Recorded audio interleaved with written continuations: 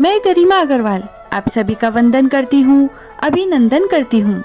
आइए आज हम सुनते हैं अनंत भगवान की कहानी। एक बार महाराज युधिष्ठिर ने राजसूय यज्ञ किया। उस समय यज्ञ मंडप का निर्माण सुंदर तो था ही, अद्भुत भी था।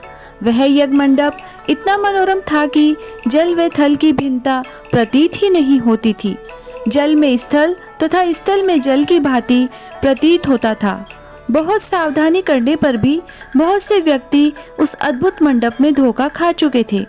एक बार टहलते टहलते दुर्योधन भी उस यज्ञ मंडप में आ गया और एक तालाब को स्थल समझकर उसमें गिर गया।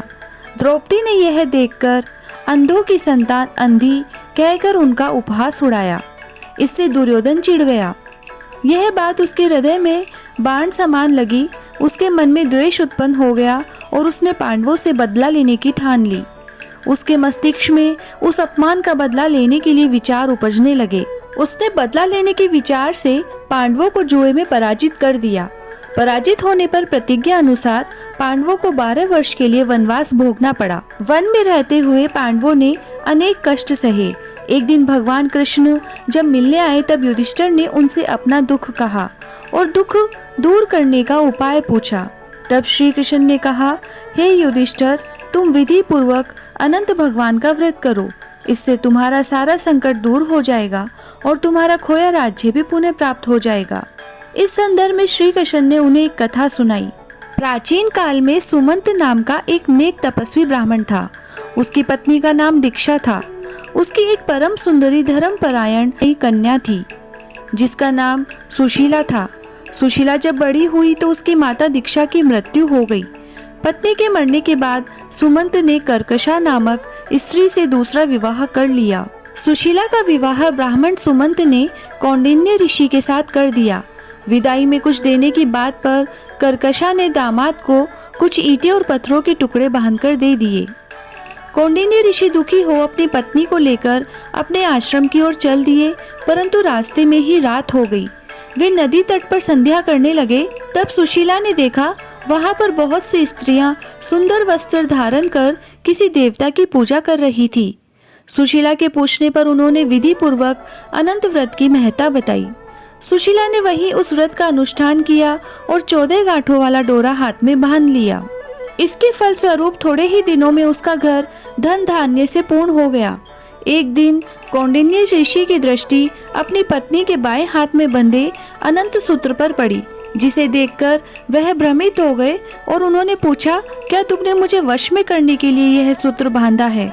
शीला ने विनम्रता पूर्वक उत्तर दिया, जी नहीं, यह अनंत भगवान का पवित्र सूत्र है।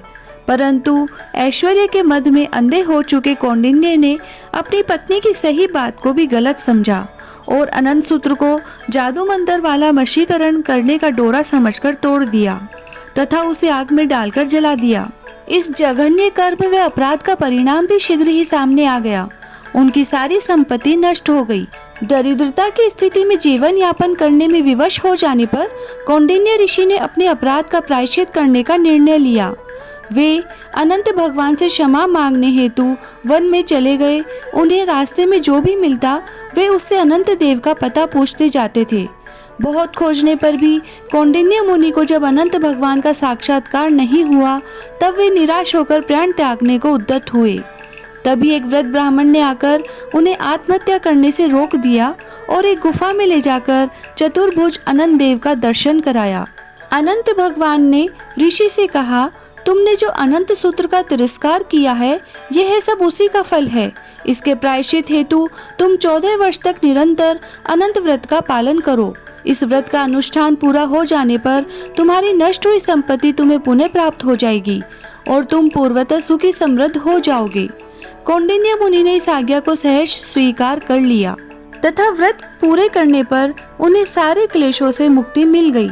श्री कृष्ण की आज्ञा से युधिष्ठिर ने भी अनंत भगवान का व्रत किया, जिसके प्रभाव से पांडव महाभारत के युद्ध में विजयी हुए तथा चिरकाल तक राज्य करते रहे। जय अनंत भगवान की।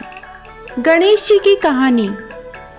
महाराज बिंदायक जी साणा ल्यावे धन का बाना, महाराज बिंदायक जी सूधा भरे धन का कूड़ा, महाराज बिंदायक जी भोला और भरे धन का झोला, महाराज बिंदायक जी धाया और ल्यावे धन का गाड़ा। बिंदायक जी बाबा भरिया आयो, रीता जायो। बिंदायक जी बाबो रंगो चंगो, फिरे बाड़ी में भरियो सुरंगो। राज ध्यावे राजन, मैं माँ का सुहाग ने। दोयता भूकी राबड़ी, पोता भूकी खीर। खारी लागे राबड़ी, मीठी लागे खीर। घर साकड़ो दीजो, धन मोखलो दीजो। सबका संकट हरजो, सबका दुख मेटजो। सबका कारज सिद्ध करजो, सब विपत्तिया से बचाजो। सुख संपत्ति दीजो, लक्ष्मी को वास दीजो। सबकी लाज राखजो, सबके अनधन का भंडार भरजो। हर मनोकामना पूरी करजो।